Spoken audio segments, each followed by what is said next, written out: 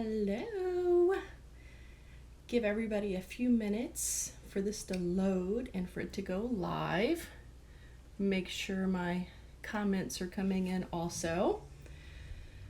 So I have something to share with you today that I have been playing with. So hopefully you guys are coming on. And if not, then you'll be watching the replay. But I wanted to share this tip with you. For those of you who don't know me, I am Cheryl Boglioli, and I am living the art life. So I travel and I teach. I teach mixed media art, and I love playing with paints and texture.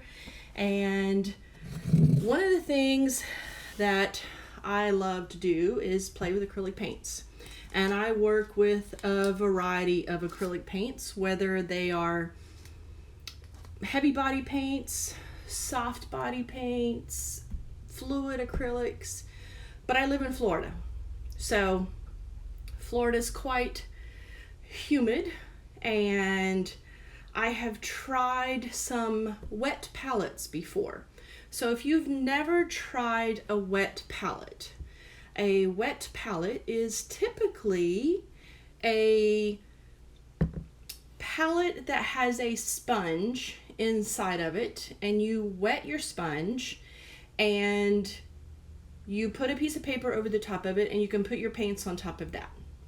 And I have one here that I've used before, and it's the Masterson one, and it comes with a sponge inside of it, and you wet the sponge and then you seal the top. Some people keep them in freezers, some people I've tried everything that's been recommended, and the sponge gets cruddy and nasty. It gets mildewy. I've tried putting a little bleach in there. I've tried putting a little copper in there, and it just doesn't seem to work. Hey, Christy. Hey, thank you for jumping on. So every time I've tried the wet palette, it doesn't seem to work for me, especially in the Florida humidity. It gets musty and mildewy, and it smells, and my paints get gross, and I just don't enjoy using it at all. So I've been playing around with different types of DIY wet palettes, and I think I have figured out something that works really well for me. And so I just kind of wanted to show you really quick what works. And you can play with this, and it's cheap. So yay for that. It's cheap, it's easy. You could do this with things that you already have in your house. There might be one item that I'm going to show you that I'm going to recommend that you buy specifically for this, but it's cheap. You can pick this up pretty much no matter where you are. So, oh, thank you, Christy. Thank you for sharing the link to that. So that's my Facebook page. And so let me switch cameras really quick because I want to show you this palette. So this is the palette that I made. And I made this wet palette 2 days ago. 2 days ago, because I was going to do this video yesterday and life got in the way and I couldn't do it. And this paint is still wet. So I did get my palette knife into the paint there. So I made a mess. But you can see that the paint is still wet paint. And I even left my brushes on there. Now this one is starting to dry out because this one was in there, but it's not stiff. So you can see that it's still very pliable. And here's one. That one's still very moist. That one had a little bit more paint where it is right now. So these two brushes have been sitting on my desk in my house in acrylic paint on this wet palette for 2 days, and my brushes aren't dried out and my paints are not dried out. So this is going to work, and it doesn't smell, and my paints aren't watered down, or they didn't absorb all the water and get all watery and gooky or anything else like that either. So it's not destroying the properties of my paint either. So just to give you an idea, you can see here, let me get a brush. You can see that this one was a black. See, my black paint is still very juicy and it's still very, very fluid. This was a heavy body paint. This is the Crafter's Workshop paint. So this was a heavy body paint and it's still very, very wet. This one was a custom paint that I mixed here and it's still good and juicy. So I can still use my paints. Hey Lynn, how are you, girlfriend? And so I can still use my custom paint mixes again and again the next day, 2 days later, however I need to do. So these two here are custom colors that I made as well. And you can see they're still wet, they're still juicy. I haven't messed up my paints. So I'm gonna show you really quick what you need to be able to make these for yourself as well so that you can save your paints. You can just leave these out and use these. Isn't this cool, Christy? You, my girlfriend, are gonna love this because I know you love painting and paints. You too, Lynn. So this will work with any of the acrylic paints that you use. So what you're gonna need a tray to use as your palette. Now I'm using a cookie tray. So this is like, what do they call this? A quarter sheet pan. And I have an extra one here. So I'm just gonna slide this one off to the side. So this is just a quarter sheet pan. So any cookie tray that you have would work just fine. If I'm working in a much smaller palette, I could use like one of those little medical trays. You could use one of these little enamel trays as well. You could use a cafeteria tray. Anything that makes like a really shallow pan would work just fine, and that would work. So that's the first thing that you need. The second thing you're gonna need, and I've tried a variety of paper towels. These were recommended by a few other artists. So these are Scott Shop paper towels. And you can find these, of course, on Amazon, but you can just go down to Home Depot and you can buy some of these right at your local hardware store. So just go down and get the blue. There's no texture in these, but these are like cloth. So that's what makes these really great. The Viva, they work pretty close, but these are a little bit stronger than even the Viva paper towel. So I do recommend you get these because this is what's going to make it work. But they're not quite like that sponge that's in the wet palette. So get you some blue shop towels. These are super, super cheap.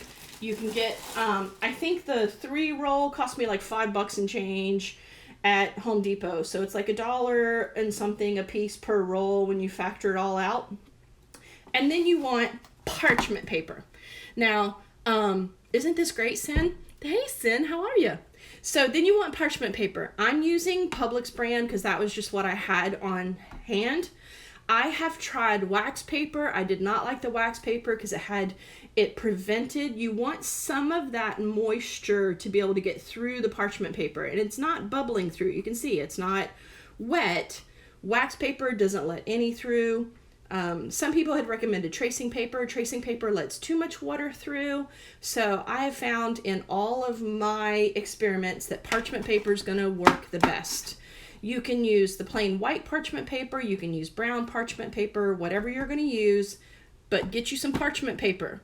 So I'm guessing you've already got a tray in your house. You've got parchment paper. The only thing you're going to need are the blue shop paper towels, and you can just go run down to the hardware store and get those. So have your tray, and then you want to cut some paper towels. Now I recommend you cut them to the size to fit inside of your tray. Now you want to use at least 3. I think I used about 4 because I like to make sure that all the surfaces are covered, and that you see it doesn't quite fit all the way. So I've still got this little surface here. So I'm going to put this one on this side. And then I'll take another one and lay it on here. And you want to make sure that you want to cut this. So I did cut them with scissors. So I just took my roll and rolled it out inside here and then marked it, and then I just cut it with a pair of scissors. If you want to measure it and be real exact, be my guest. I'm just quick and dirty. I just wanted to be as easy, make this as easy as I could be. So it's not exactly perfect, but pretty near close enough for me. And make sure that these are smoothed out. You don't want lumps and wrinkles in here. All right. And then you're going to need to add water. See, Christy? I know. So when you make one, Sin, you have the blue shop towels already. So you have everything you need. Awesome. So when you make one, I want you to make one, and I want you to put some paints on it and take a picture for me and share it with me. All right.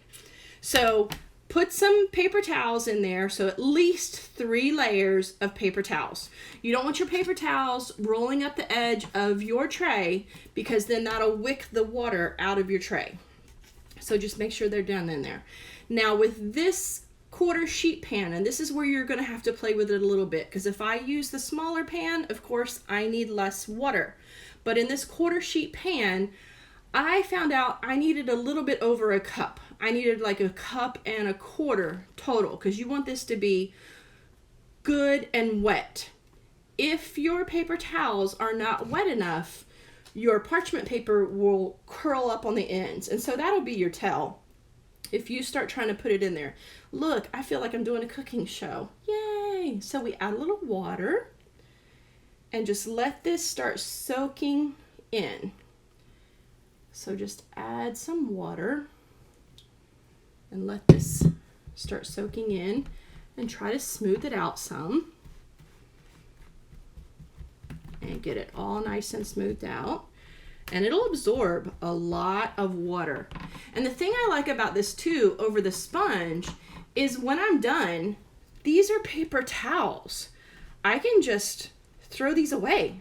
So I don't feel guilty, trying to wash it and then clean it and put it back up. Because with the wet palette, I tried everything. Like I said, I put bleach in there. That didn't really work. Somebody recommended that I put copper in there. So you could put little pieces of copper. Some people tried to put copper pennies, like before a certain date, like before I think 1966 or something like that. I don't know, really old pennies that still had copper in them. So I'm just trying to get the wrinkles out. And this is still dry in places, so I need a little bit more water. You could just dump water in here and let it soak for a few minutes. And after it has absorbed all the water that you think it's going to absorb, you could just let some of it drip out. So we could see if any drips out like such. And you just want it so it's not pouring out. You don't want it to be drip dry, because like I said, you still want it pretty wet. But you don't want puddles of water in places. So see, this is good. This is good. This is wet. I don't have any places of standing water. And then for the convenience sake of Magic TV, I went ahead and cut a piece of parchment. Now, to make it easy, I flipped my tray over and just traced my tray, the bottom of my tray, on my parchment paper, and then cut out my parchment paper so that it would fit inside. Because again, you don't want it, it's okay if it sticks up a little bit, but you don't want it too small, because if it is too small, then it'll just kind of puddle in places. And if it's too big, and so smooth this out, get it all nice and smooth. And if it starts drying up, you'll be able to tell in an hour or so. If it starts looking like it's curling up on the edges and drying up, then that means you don't have enough water on your cloth, on your paper towels. So then add just a little bit of water. But you do want to take the time to get as many of these little wrinkles out. That'll just make your painting nicer. So you can lift and get some of those wrinkles out. and smooth it out the best you can. And once you get that all done, now you can just add your paints. So I could just take some more paints that I have. So I'm just reaching behind me, grabbing some paints, and create a little paint palette. Yeah. Oh, hey, Tanya, how are you? These trays, you can pick them up anywhere. You can pick them up, yeah, Sam's, BJ's, any of those wholesale clubs would work. I'm really lucky. I have a restaurant supply store that's just right up the road from me. And so I actually have a baker's tray out in my garage. And I have some of these quarter pans and I have big ones, and I slide them on there, and that's how I keep my projects organized. So if I'm working on really multiple projects at a time, that's how I'm able to keep them organized, and I'll just put them on that tray and take them out there and store them. So now I can just add some paints right to my paint palette and get busy and get painting to work. Now you create your palette however you want to create your palette. You could create your palette and do a Roy G. Biv formula if that's how you want to create your palette. You work with the colors that you work with the most. You could keep all your warm colors on one side, your cool colors on another, and then your black and the white, and leave some space in between so that you could pre-mix. Oh, great. So, Christy, you've already got a porcelain tray, so you're going to use that. And then just take your brushes and you can mix your colors right in there together. You can, and the thing I like about the parchment paper too is that it's sturdy enough that I can even use my palette knife and I can mix right on my surface, and I'm not getting water in my mix, and I'm not worrying about tearing the paper. I mean, I'm not being brutal with it, but I'm not being baby delicate with it either, you can see. So now I have a mix, and I can just kind of make me a little pile. And now I can paint. So I could grab this paint, I could go and I could paint anywhere. Oh, Tanya, that's a great idea. You could use it for clay too. Absolutely. Oh, I hadn't even thought about that. See? Learned something new. But the other thing that I love about this is that when you're done for the day, you could even put your paintbrush and leave it touching, and because there is a little permeation that's happening, my brushes aren't getting dried out. Now this one here was really, this paint was, like I said, on this side, let me slide this back in here, the view, was really thin. So this one is starting to dry out a little bit, but my brush, you see, is still flexible. It's not super crunchy or dried out, where this one had more paint, and this one is still very juicy. I could pick this one up and paint with it right away. And these have been out for 2 days. That's the longest I've really left one on there. Usually I use them up in a day and just leave them like that. So that one really pushed the limits, but it's still perfectly fine. And I could still use this. So that's my super tip for today. And hopefully you guys will do this and you will like it and you will be able to use it too. So I'm going to switch back over. Any questions so far that maybe I could answer? And oh, I do have another tip for you. Let me go. It's way over there. If your brush does dry out, let me switch. So if your brush does dry out and get really, really gunky, there's of course brush cleaners and stuff that you can use, but one thing I found lately that works really well is naphtha soap. You can pick it up from the grocery store. It's like on the top shelf, but it works really well. And so scrub it out, and if it's really hard, get it suds up, lather it up really well, and let it sit overnight, and then use a nail brush to brush it out the next day, and Sometimes if it's really bad, it may take 2 days, but I've been able to clean most all my brushes using that and cleaning it. So give that a try and see if that works too. So how long will the paint palettes keep? This one here, it's been 2 solid days and it's still good. I haven't really tried. I should leave this one out and see how long it'll keep, Tanya. I haven't really kept them for longer than that. I've just been trying to save it for overnight, day and a half, and that's usually, by that time I'm usually done with my paints. If it starts drying out, I'd say lift up the paper and add a little bit more water underneath. Just pour a little bit water underneath and see how that works. If the paint is really thin, that's going to dry out. The places, let's see, let me switch back. You can tell the places where the paint, get this so you guys can see. The places where the paint was really thin, that is starting to dry out. There's not much, it still moves, but I couldn't paint anything with that. This is starting to dry, but right there is still fluid. So that's still, there's still juicy, good stuff there. So it just depends on like how thick your paint is or how thin it is. This is all still good and juicy.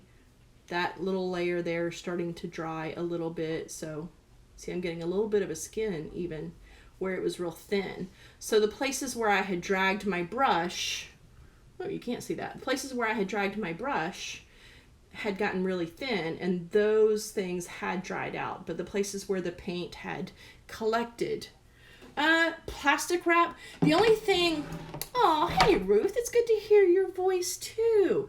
The only thing with putting plastic wrap over it, because I have tried that, is if you put plastic wrap over it, sometimes the water can do this condensation thing, and then the condensation falls from the bottom of the saran wrap and lands back in your paint, and then it starts watering down your paint. So you just have to be real careful. Maybe if you just lightly put it over it, and didn't, seal it and give it some room to breathe, it might work a little bit better. But when I did try to put plastic wrap over it, and that just made a mess. It's kind of the same way as sealing it in the wet palette. It just kind of seals it shut, and then it kind of gets mildewy and stuff too. So I would be real careful about putting plastic wrap over it.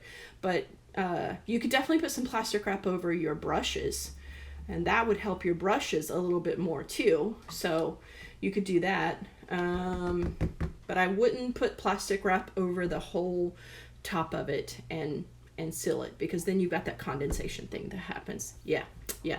That didn't work so well for me. But it's, again, you need to try different areas in your, different things in your area, because if you are somewhere, I know, let's see, Tanya, you're in Texas, right? If I'm not mistaken. Your humidity, for the most part, I think, is close to how it is here in Florida. You might be a little dry parts of the year, but somebody who's out in Vegas or something, they're going to be much drier. So maybe the saran wrap would work for them. Maybe they would need more water. So, I would say experiment with where you are at. But here, it's just too humid here, and it just makes too much of a mess. So, yeah, Ruth, I miss Dorothy's too. I miss it so much. But I talk to Mary Ruth quite frequently, so we'll see that. Anyway. Oh, you are in Florida. Why did I think you were in Texas? Yeah, that's right. You're up. Okay, I'm not even going to guess anymore, but I think you're around Orlando now that I'm thinking about it. I'm sorry. I'm going to stop playing the guessing game. No, you're in Jacksonville. See, I'll get it. Right? Maybe? Yeah. I know.